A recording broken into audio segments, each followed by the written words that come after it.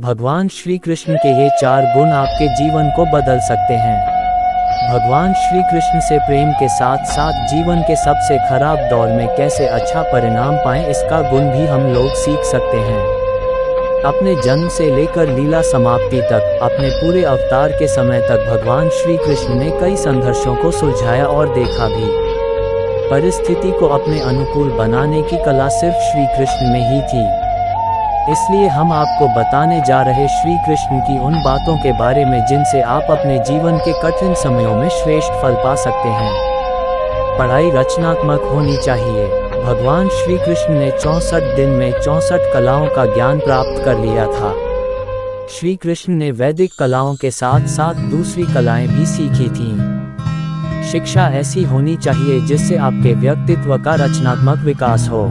श्री कृष्ण ने 64 कलाओं के साथ साथ संगीत, नृत्य व युद्ध की भी कला सीखा था। बच्चों में केवल कोरा ज्ञान ना भरें, मन शांत और दिमाग स्थिर रखें। एक बार पांडवों के राजसूय यज्ञ में शिशुपाल कृष्ण को अपशब्द कहता रहा। वह छोटा भाई था, लेकिन बोलते बोलते उसने सारी मर्यादाएं तोड़ दी। सभा में मौजूद सभी लोग क्रोधित थे, लेकिन भगवान श्री कृष्ण शांत थे और मुस्कुरा रहे थे। एक बार कृष्ण शांति दूत बनकर दुर्योधन के पास गए तो उसने कृष्ण का बहुत अपमान किया। कृष्ण शांत रहे। इसलिए अगर हमारा दिमाग स्थिर है और मन शांत है तभी हम कोई सही निर्णय ले पाएंगे।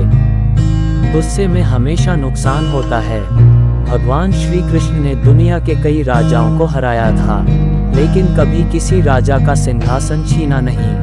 कृष्ण के पूरे जीवन में कभी ऐसा नहीं हुआ कि उन्होंने किसी राजा का सिंहासन छीना हो, बल्कि दूसरे अच्छे लोगों को वहां के सिंहासन पर बैठाया। वह कभी किंग नहीं बने, बल्कि किंग मेकर की भूमिका निभाई। भगवान श्री कृष्ण ने पूरा युद्ध कूटनीति से लड़ा, पांडवों को सलाह देते रहे, लेकिन जीतने का श्रेय भीम और अर्जुन को दिया। तनाव और दबाव में ही श्रेष्ठ ज्ञान बाहर आता है। कुरुक्षेत्र के मैदान में जब दुश्मनों की सेना युद्ध के लिए तैयार थी, तब श्री कृष्ण ने अर्जुन को जो भी ज्ञान दिया वो दुनिया का श्रेष्ठ ज्ञान में से एक है। गीता की उत्पत्ति युद्ध के मैदान में हुई थी।